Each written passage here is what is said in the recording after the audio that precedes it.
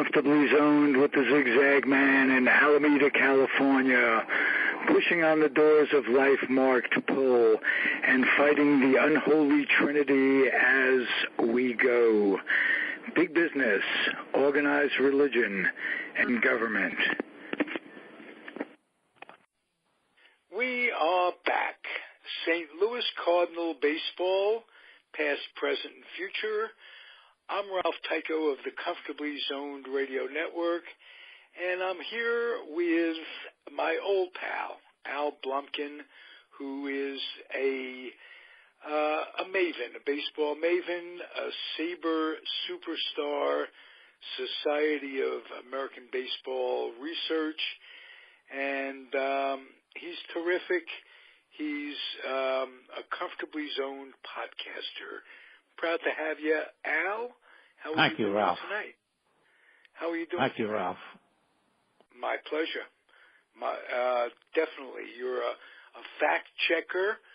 There's nothing that gets by you, and we're talking a little off the air that you're going to meet up in Pittsburgh next week with one of your old buddies that you interviewed 30-some-odd years ago. Yeah, 33 years ago. Wow. Dick Grote. And you're going to the Sabre meeting in Pittsburgh. And, yes. That's pretty cool. Real cool. We're talking about life a little bit. He's 87, and I said, why don't you give him our numbers and the time, and maybe he can call your Pittsburgh show. And you said, well, he's 87. And I'm thinking, you know what? Let's hope for the best. Hope he has all his senses, and all that. We can get him and talk to him. One does not, at a certain age, have to go downhill mentally. It was a funny story how that got to be, that got to come about. He does he's still doing this, by the way, the University of Pittsburgh radio broadcasts for basketball. And, he's still doing that at 87? Yeah, he's still doing it, yeah. Beautiful. It's one of the things that keeps him going. Obviously. I love that.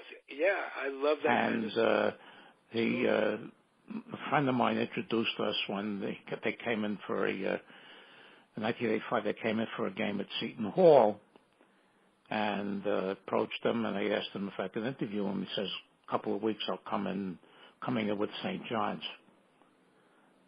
So we set it up for that date, and in between, he did a card show in New York. So I brought in some stuff to sign. You know, he was appreciative that I did it that way because I bought tickets for his signature. You know, and he's very appreciative that I did it that way. And so I spent several hours with him when they came in toward the end of February of 1985. And I've prepared like a lawyer. I prepared for this because when we first started talking, his rookie year was with the 1952 Pirates, who were one of the worst teams ever. They won 42 games.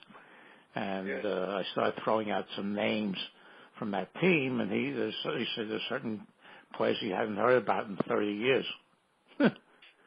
Certain names he had in 30 years, and we got off to a pretty good start. And I wound up basically using a presentation I did in the Sabre meeting in Oakland that summer. The cuts from the tapes, a friend of mine helped me cut the tape. He cut the tape because I didn't know anything about that. And we used the clips from Game 7 of discussing Game 7 of the 1960 World Series. Wow. You still have the interview? A friend of mine does. Maybe you can record it into this thing, and we'd have. I'll see what I can do. Yeah, that'd be nice. Yeah, and then I read an interview with him in Sports Collectors Digest about 6 months after he talked to me, and it was totally consistent with what he said to me. Yeah, So I sent him a guys thank. just throw out a bunch of stuff that doesn't matter who they're talking to. Nice to know you have somebody sincere. Yeah, when he played half a year in the NBA with the Fort Wayne Pistons, and this is pre-clock days. And he averaged 11.9 in 26 games. Then he had to go into the Army for 2 years. And so when I sent him to thank you, I got up to Cooperstown the week before, and I sent him a copy of a box score that when he scored 26 against the Knicks. Whoa. He must have been appreciative of Yeah, he that. liked that, yeah. Yes, absolutely. Yeah. And who didn't score 26 points against the Knicks? And, well, this is before the clock. The scores were in the 60s and low 70s most of the time. But it was, tremendous. And I realized from talking to him how hard it was to go put out, perform in front of an audience every single day. Right. In any profession. Capacity, yeah. Any major sport or. Yeah, he told me he would rather have gone into basketball, but he cited Gene Conley to branch Ricky, and he said Ricky told him Conley's a pitcher and he's a backup. He says if you play baseball for us, you'll be playing 150 games a year and you'll be playing 40-odd minutes a game for the Pistons. He says you can't do both. And this is before the seasons really overlap like they do now. So he said he took baseball because that's where the money was. Because in those days, most NBA players weren't making anything. Only guy to really do that effectively, such as he did it, was Danny Ainge. Now, Danny Ainge was a lousy baseball player.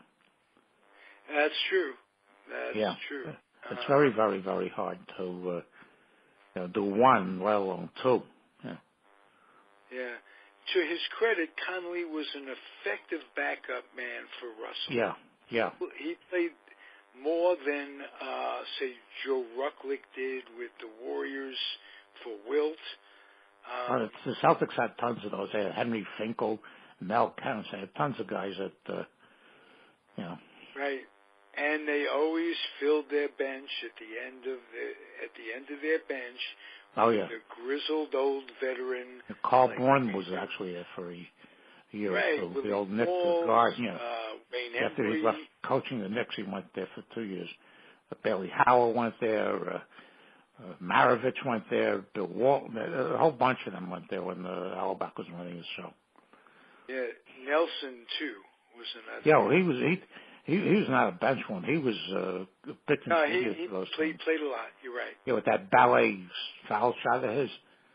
Yes, I do. I remember him.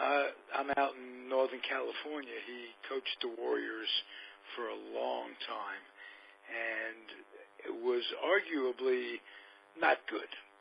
But he got into something with Chris Webber at a time when it was becoming a player's game, not a coach's game. And he was the last, the last Banyan, that kind of stuff. He stuck to his guns at the detriment of the Warriors, and that cost the Warriors for a lot of years. But now the worm turns, and congratulations to 2018. That's 2 in a row for the Warriors. Incredible. 3 out of 4, yeah. 3 out of 4 when you're playing against LeBron. LeBron had actually no help. A bonehead play like J. He did that with the Knicks several times. So no surprise. Yeah, well, they never got this far. The Knicks, of course. I mean, they haven't been this far since 1998. I mean, they've won one playoff series since then. Were it not for Michael, of course, if it were not for wheels, my grandmother would have been a bicycle. But they had some very competitive teams, and they played a lot of head-to-head stuff with the Bulls did the Knicks. I never beat them. Classic games. Yeah.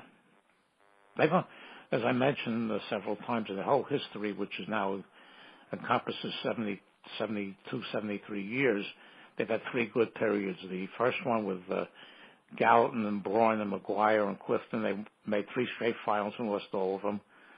The period with Frazier, Reed, DeBusschere, when they won they're going 2 championships, and the period with Oakley and Ewing when they made 2 finals and lost them both. The rest of the time, what you're forgetting, Al, and they had the worst overall record since James Dolan started running the team in 2001. They've had the worst overall record in the NBA, and that's saying a lot. Well, we have our memories with the Jets that one year. At least we have the Mets winning. 50 years with the Jets did this year, since they won that Super Bowl. Oh, it's been horrible. No, yeah. But my point is, start to say, with the Knicks, when they won basically with 2 separate teams. They won with Jerry Lucas, with Reed first, then with Jerry Lucas, and they won with Earl Monroe coming in. Yeah, well, they started Dick Barnett. Right. And he was displaced by Earl Monroe, and then they traded Cassie Russell to the Warriors for Lucas. That's right. And that gave him the second one. Yeah, and Lucas was he was Bill Walton as a passer. Guy, he was that good as a passer. And the Knicks needed, there were always 5 guys to shoot the ball, and only a Red Holtzman coach team could make them play together, and those were some terrific years. And the last 5 years now, they've lost 50 or more games. Yeah, it's been and they're bad. They're really, really bad. The reason the Yankees... Phil Jackson is successful everywhere he goes. He comes to the Knicks, he falls. Oh, he's a general manager, not a coach. And the thing is also is that of the 8 professional sports teams that we have here, the Yankees are the only one that do any winning. The Mets are horrible. As I said, I can't brag about that because the Pirates are pretty bad right now. The Jets and the Giants are horrible. The Knicks and the Nets are horrible, and the Rangers and Islanders are horrible. So there's outside of the Yankees, none of these other teams win at all. Yeah. But you talk about being good. I'm looking at their starting lineup today. Their 8th hitter is Gelber and Torres. And their 9th hitter is the rookie Machado, who's carrying it up at third baseman. At third base. That's Andahar. Yes. Yeah. Yes. How deep a lineup? Bird is batting 7th for crying out loud. Yeah, they signed a guy. They got a guy from Arizona named Chris Drury. And they never expected either Torres or Andahar to be this good. So Drury was hurt for a while, is sick or whatever, and they put him in AAA, and he's too good for AAA, but they have no room for him. Okay. So I imagine they're going to try to unload him before the trading deadline. So I'll ask you, you've got your finger on the button.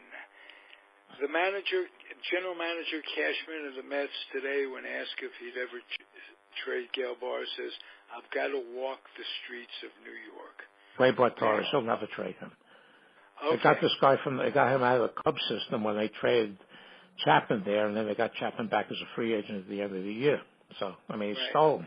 That was a pretty slick way to go. They stole him, and they brought up some kid from Double-A who's starting tonight because Tanaka was hurt running from third base to home in the interleague game with the Mets. Right. And the 5th starter, who started the year as the 5th starter, Montgomery, he's out with Tommy John. Now, would the Mets ever trade DeGrom? Depends on what they can get for him. If they get to a point where... If they could get Gelbar... the Yankees, they will not trade with the Yankees made a trade of that magnitude. If they make a trade with the Yankees, it's going to be, some spare part from another spare part. They'll never do that. But look, the Tigers promoted Verlander last year. It's not beyond the realm of possibility. DeGrom, I don't know if you saw this. His last 10 starts, he has like an 0.87 ERA, and they're 2-8 in those starts. Right.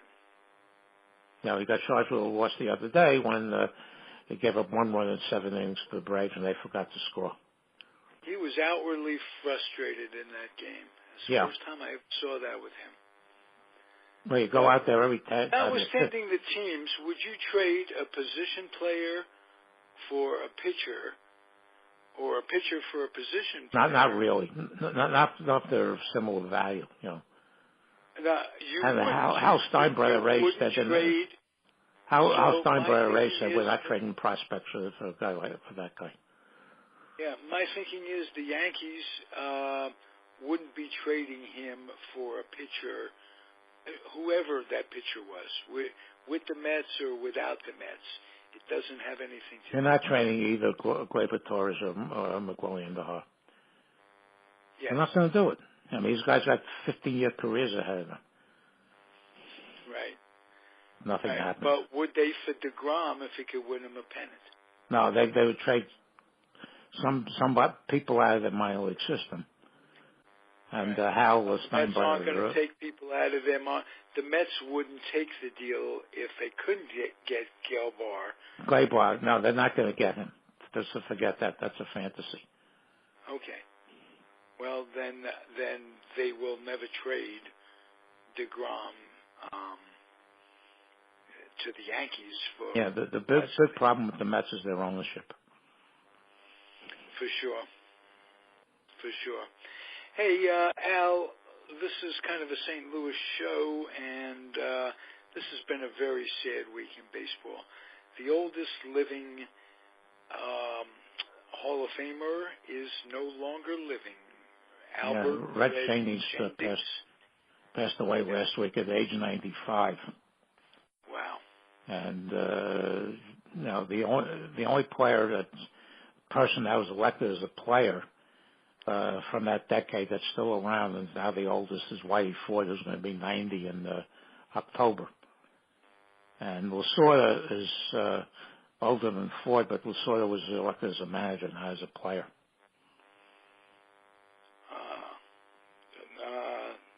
Very good. No executives or anything older No, elected? Not living. Okay.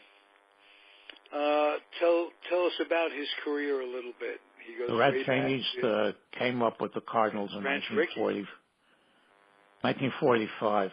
He did not get drafted for World War II because he during one of his minor leagues game a nail flew from someplace and hit him in the eye. So his vision was never the one eye was never all that good after that. The Cardinals brought him up, and the first few years he played a variety of positions before settling on second base. He was on the starter on the 1946 team that beat the Red Sox in that World Series. They had beaten the Dodgers in a 2-game playoff. They'd swept the Dodgers in a 2 out of 3-game playoff, and then they beat the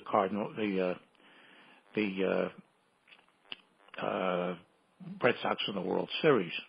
And he became a regular, a very steady regular on the team, and he developed a little bit later as a consistent hitter. In fact, he hit in 1953 he hit 342 for the Cardinals and was second in the league, and made a big charge at the batting title, which was won that year by Carl Furillo, who missed most of the last month of the season because Leo DeRocher had stepped on his hand in a brawl between the Dodgers and the Giants. And Red turned himself into an all-star second baseman, probably the best second baseman in the National League, after Jackie Robinson was moved out of second base after 1952 because the Dodgers had brought in Junior Gilliam. And he was very, very popular. He roomed with Sam Musial. They were very, very close friends. And in 1956, Frank Lane came in to become the general manager of the St. Louis Cardinals. And Frank Lane traded Red. Trade anybody. He got fired a little bit later when he tried to send Musial to the Phillies for Robin Roberts, who was on the downside. Frank Lane had a problem. He did not like any players who were more popular than him or got more newspaper space than him. So he sent Red to the Giants on the trading deadline in 1956 with three other players, and essentially the Giants sent Alvin Dark and Whitey Lockman to the Cardinals, and that basically was the end of the Giants 54 team. And Red was, all of a sudden was going for a team that was competitive to a team that was finishing sixth. Right, with Foster Castleman. Yeah, with Foster Castleman and a whole bunch of guys that couldn't play. And in 1950, left. One of the players the Giants got in that trade was Dick Littlefield, who was a left-handed pitcher who was traded and without waivers and without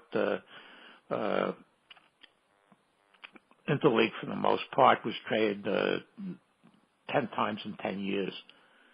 But the Giants liked Littlefield so much that they sent him to the Dodgers in the Robinson trade, which was void when Jackie Robinson retired.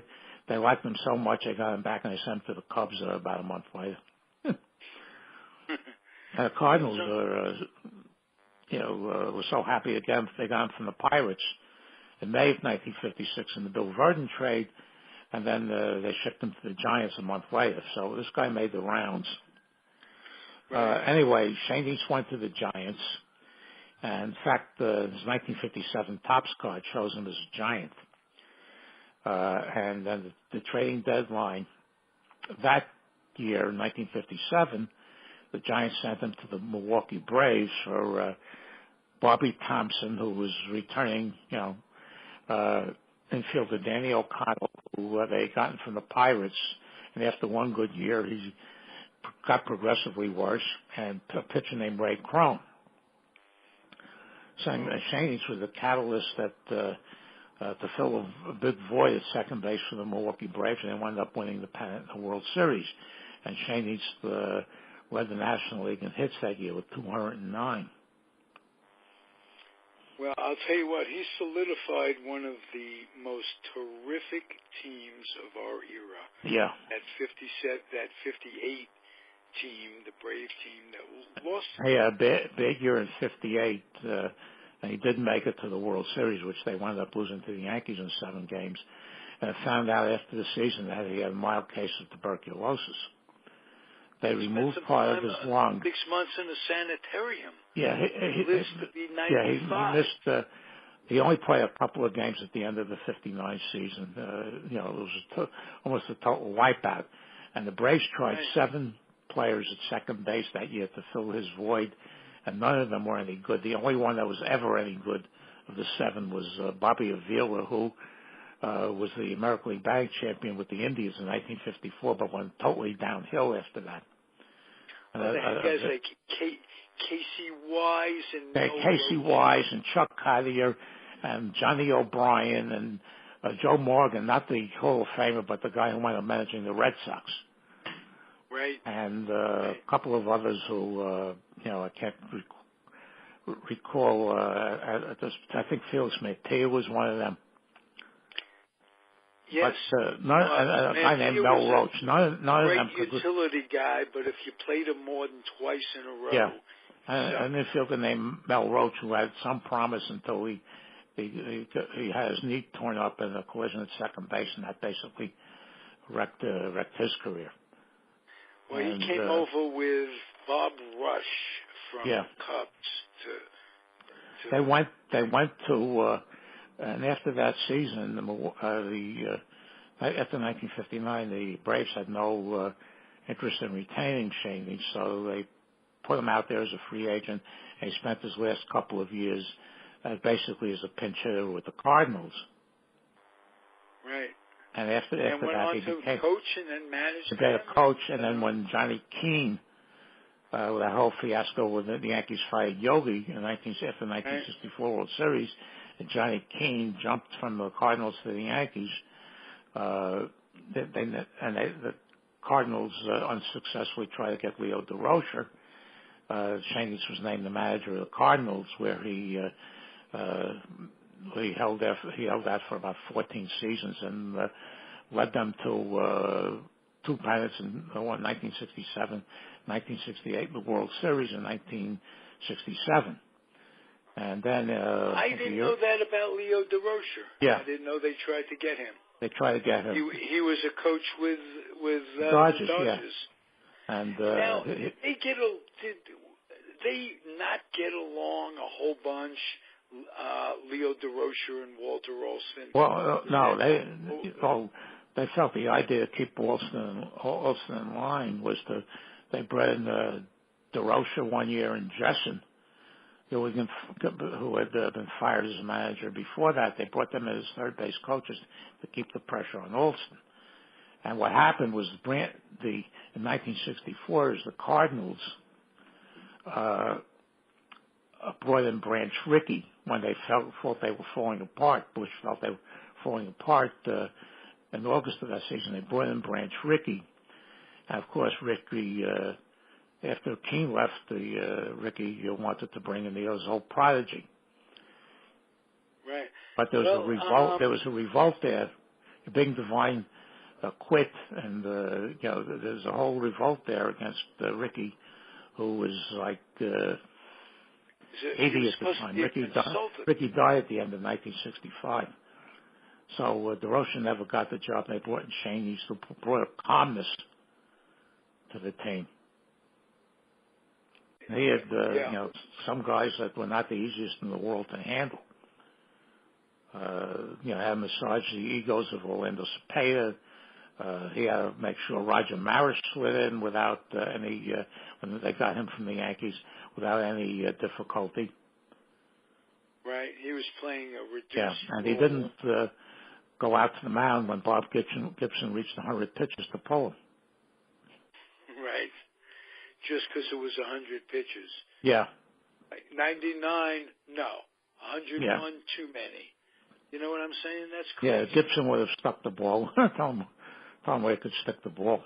Well, a lot of those pitches back then. Pitch count is based just on pitches, not the type of pitch that. No, not who you're pitching against, or whether it's the summer or the winter. They can stretch them out longer in the summer. They don't enter any of this. The analytics say that the pitcher faces the batter the third time, he'll lose effectiveness. That's why all this nonsense. The analytics are doing a lot of damage as far as I'm concerned. Yeah, but I'm old with school. the analytics will also tell you that when they bring in the relief pitcher, he may not be as effective because he didn't make the starting. No, the other day the Yankees lost the game to Washington. They had used their seventh inning pitcher, Chad Green, 2 days before. So they didn't bring him in. They brought in this lefty. It was the only lefty in the bullpen, this guy named Chasen Shreve. The only time this guy should be in a game when it's one-sided, either for or against. They brought him in to give up a home run that wound up losing the game. I can go into this forever and ever, but Red went back after he had been relieved as manager in a couple of years. He went back as a coach and stayed there as a coach and a goodwill ambassador until he was physically unable to carry it anymore. He was 200. He had 289 for his career. His overall numbers aren't that fantastic, but the Veterans Committee thought enough of him to put him in the Hall of Fame in 1989. Yeah. Second base wasn't a position loaded with a bunch of superstars either, for the most part. Well, basically in the 50s, you had Jackie Robinson before he was moved. You had Red Scheondienst in the National League, and you had Nellie Fox in the American League, and that was basically it. And then later you had Gilliam became a fairly decent second. Yeah, he was decent, but Fox was also a lot better. Bill Mazeroski. Bill Mazeroski was a great fielder. He was not just a great hitter. Of course, Forbes Field hurt his power, which it did for everybody who played there. But Mazeroski was put in. He was a terrific eighth place hitter. Yeah, Mazeroski was put in because of his fielding, and not because of the home run that he hit to win the World Series. Now, can you be objective? Should he be in the Hall of Fame? Well, I think I think if you put in the Appariccios and the Ozzie Smiths, who were not exactly offensive, threats. Yeah. I have no problem with that. Yeah, I have no problem with that. And somebody once told me if you have to have a qualifier, the guy shouldn't be there. Basically, when it was established, it's supposed to be the best of the best. Okay, and over the years, it got not to be. Right. Okay, so you're going by the standards that exist now. Yeah. Not the standards that existed in 1936 when they put in Ruth and Carbon, Walter Johnson, Wagner, and Mathewson. Right. And the standards were lowered when, after the war, they put in a whole load of dead ball and 19th century players, some of whom have absolutely no business being in there. Yeah, we talked on previous podcasts. I had Frisch on the Frisch and Geringer putting in, from the Veterans Committee, a whole bunch of guys that have no business being in there. Right. We'll save that for another show, Alan. Yeah. But Thank you, my friend. This was terrific. We honored Red Scheondienst. May he rest in peace. I was a New York Giant fan living in that fair city in 1957 when Red appeared on that beautiful Topps card with the Polo Grounds background. Yeah. And the 57 card. And I was in a year where, again, they were talking before, they didn't win many games. They sucked. But I was proud that Red Scheondienst was a Giant. I was proud that Willie Mays was a Giant. Oh, basically, after 57, they unloaded Lockman, Mueller, and Bobby Thompson for the second time because they didn't want, outside of Mays and Johnny Antonelli, they really didn't want anybody else, coming from the early 50s because they had to appeal to a new fan base. And ironically, that's when they brought Hayes and Davenport and Lou and all these guys that they had sitting in AAA for the next year because Stone didn't want to bring them up in 1957. Because they might have been good, and then they would have had trouble moving. That's right. And let's not forget Bill White, who was their first baseman. Well, they shipped him to the Cardinals for the Sam Jones pitcher, who gave him a very good couple of years before. Which brings us full circle to the St. Louis Cardinals. They did very, very well by Bill White for a lot of years, but 20-game winner, Toothpick Sam Jones in 1959. Oh, he almost dragged them to the pennant by himself. That's right. Yeah, because that's right. Antonelli couldn't win a game in September. He wound up with 19 wins. They wound up finishing third, and Antonelli, basically, it was the last good year Antonelli ever had. They shipped him, Willie Kirkland, to the Indians after 1960 for Harvey King, who gave him a few good years. Did give him a few good years, especially in 62 when he played a little left field, little third base, platooned a little bit with McCovey, and that was a good National League team as well. We talked about the Braves before, but that 62 Giant team was terrific. They had Tom Haller, Ed Bailey, Chuck Hiller. They were very weak up the middle. They had Pagan and Hiller up the middle. Yeah, well, Pagan later went to the Pirates, and he drove in the winning run in Game 7 of the 1971 World Series. He was one of those guys like Mancia, who was a terrific utility guy. Yeah. You could depend on him off the bench, but you couldn't play him 3 games in a row. In the 50-71 World Series, he platooned at third base with Richie Hebner, and as I said, he drove in the winning run in the eighth inning of the Game 7 in 1971 in Baltimore. I was there for that. Well, and you mentioned Richie Hebner grew up with Skip Lockwood of this radio podcast network. Skip has a lot of great stories to talk about with Richie Hebner growing up. Thank you again, Al. This is fun. Always fun talking ball with you. Okay. We'll remember the redhead, Red Scheondienst. All right, and let me know over the phone if there's something Sunday night, because I have no online capability right now. I will. I'll let you know indeed. Okay, thank you. Say hi to Well, thank you for listening, everybody. The show is Cardinal Baseball, past, present, future. I am Ralph Tyko. Al Blumkin is the maven, and we're out of here. Thank you. Okay, take care, Ralph. Bye-bye.